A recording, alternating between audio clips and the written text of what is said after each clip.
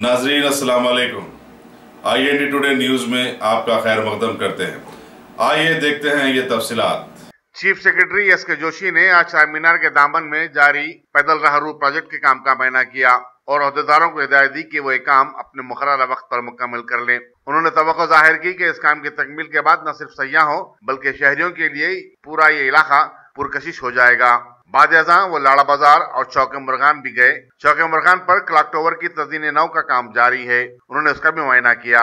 इस दौरे में principal secretary municipal administration Arvind Kumar, incharge commissioner बल्दिया भारती होलीकर और दूसरे आला अहदेदार भी मौजूद थे। क्या ऐसा मुमकिन है कोई चारमीनार आए और वहाँ निमरा की चाय की चुस्की ना ले? चीफ सेक्रेटरी और आला अहदेदारों ने भी इसका मजा उठाया।